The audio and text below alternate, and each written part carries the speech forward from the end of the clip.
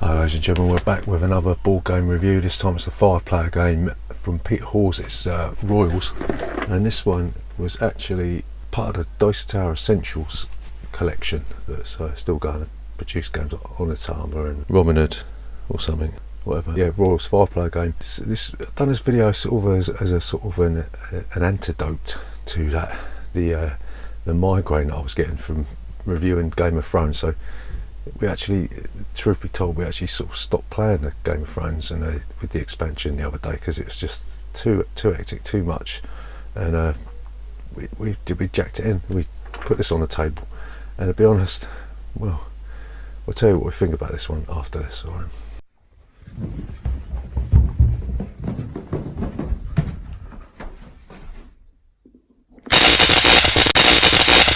Board games 4K.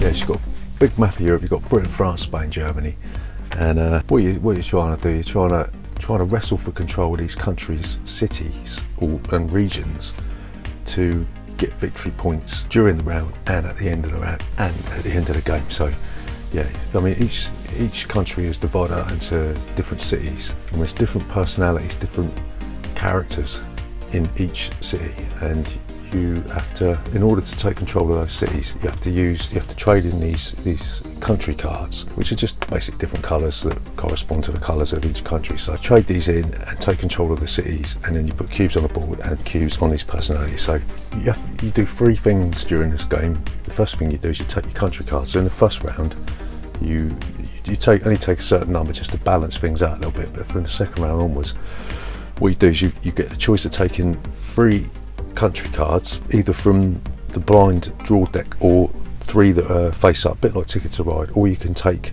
1 country card from either the draw deck or the face up cards, and you can take an intrigue card. Then on the second, we'll talk about intrigue cards in a sec, but the second thing you can do is optional. You don't have to do this. You have to take cards, but you don't have to do this. You can play cards. You play cards in sets, and on the board next to the personality that's on the board, there's a number of country cards that you have to play to take control of that city.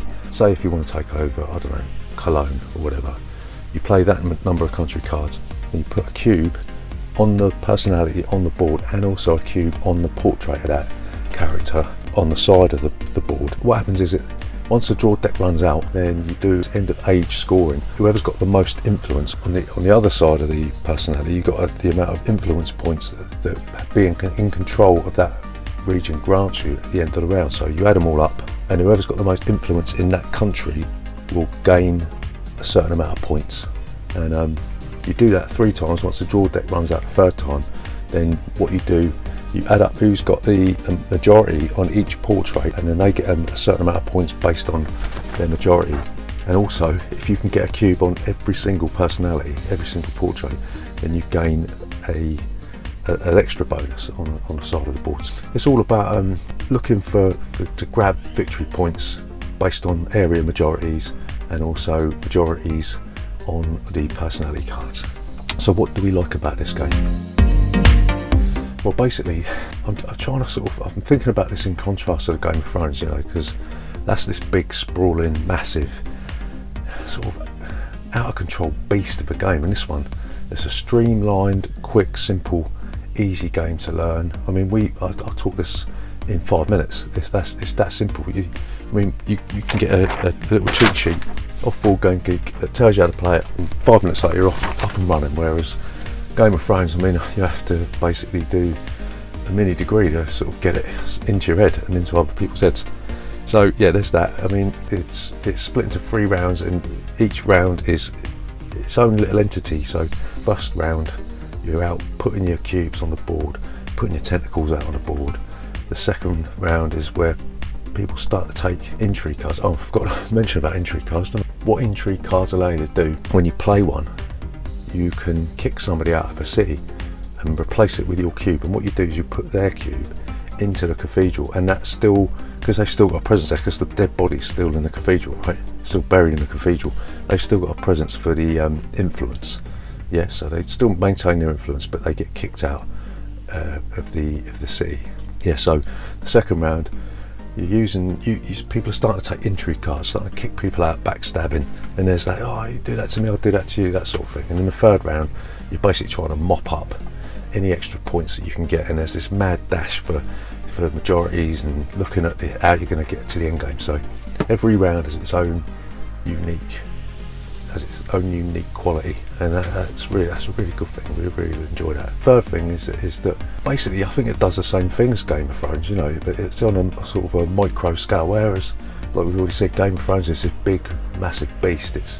It's almost like it's taken over your house. It's like the unwanted lodger. It's moved in, and it's got its feet up on a table, and it's helping itself to your food. Whereas, you know, Royals is the complete opposite of that. It's kind, it's polite.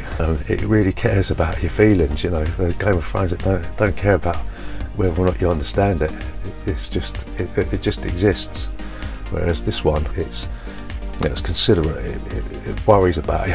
And that, for me, you know, if you want this sort of medieval sort of style, you know, historical tug of war type thing, this victory point grab and an area control thing, then I think Royals is probably a better game. Funny old thing, you know, it's cheaper, it's quicker, and it definitely satisfies that sort of that urge to play that sort of game. So what don't we like about Royals?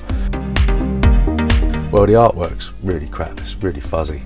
You know, the fact that you're pushing cubes around, you know, it sort of goes back to the days of sort of El Grande. Not that El Grande is a bad game, but aesthetically, it's not that great. It's, you know, essentially it's just a map with cubes being thrown around on it, and maybe that's a bit old-fashioned. But yeah, maybe it could do with a bit of an update. Well, it's only a couple of years old, but maybe it could do with an update on the old artwork or something, you know. But what else don't we like about it? Do you know what? I don't actually think there's that much we don't like about it. You know, maybe it's a bit dry. You know, some of the portraits are a bit funny. I mean, we played it the other day. You know, when we dumped Game of Thrones, and we have a giggle about the personalities. You know, like the Baron and this bloke who looks like Guy Fawkes and that. So yeah.